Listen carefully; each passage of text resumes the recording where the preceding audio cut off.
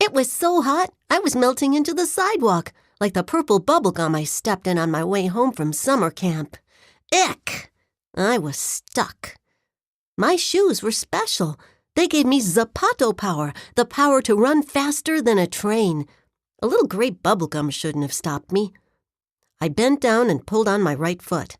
That unstuck my sneaker, but unbalanced me. Splat! My bottom hit the ground, and I felt something underneath me. I hoped it wasn't dog poop. Sometimes superheroes have to be brave, even when they don't want to be. I looked to see what I was sitting on. Luckily, it wasn't dog poop. It was a pink wallet. Who dropped a wallet? I opened it. Superheroes don't steal, but they do snoop. There were 2 $20 bills inside. Wow. Before I could find out more, a girl with short, dark hair rode up on a green bike. Maybe the wallet was hers. "Is this yours?" I asked, holding it out. "No," she said, swiping the wallet from my hand. "But it's not yours either."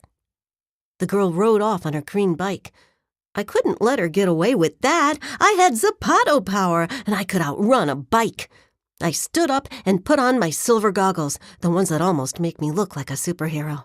Then I pressed the button on my purple wristband, the one that controls my zapato power. I was ready to catch that girl crook in the blink of an eye. Zoom, zoom, zapato! I fell backward on my bottom again. Splat. Huh? My zapato power wasn't working. "Freddie?" a deep voice called. "What happened?" It was Mr. Vaslov. He's the man who takes care of Starwood Park, where I live. He's also the only other person who knows about my zapato power because he's the guy who made my special shoes. "I don't know," I said, looking at the purple wad of bubblegum underneath my right sneaker. Mr. Vaslov took a flat blade out of his pocket. He's an inventor and a fixer, so he always has tools handy.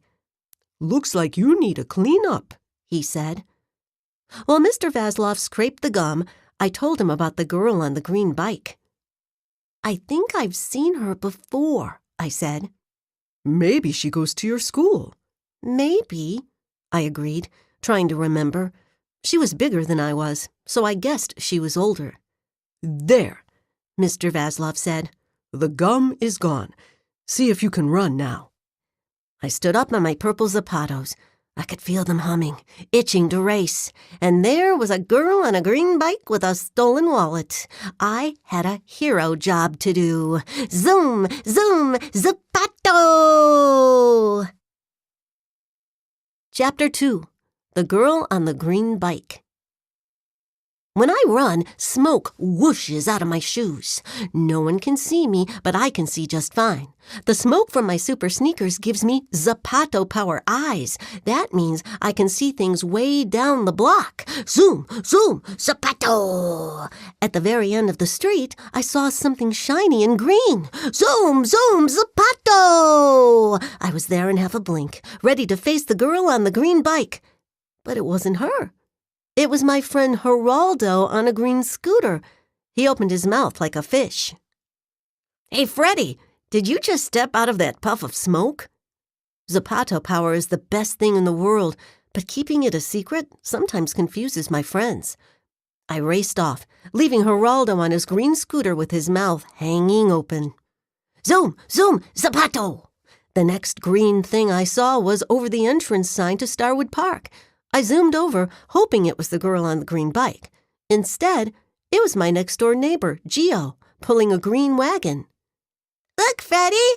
Puppy likes to ride!" Gio's little black dog, Puppy, stood in the wagon. Woof, woof! Sometimes it takes more than super speed to catch a crook. Sometimes you have to ask questions, too. "Did you see a girl on a green bike?" "Did she have black hair?" Gio asked. "Yes," I said. "When did you see her?" "Right now!" Gio pointed over my shoulder. "Behind you!" I turned around. The girl on the green bike was speeding past us. Zoom, zoom, zapato! She rode down the sidewalk fast, but that was no trouble for a guy with zapato power. In one blink, I was behind her pushing a button on my wristband. Boing!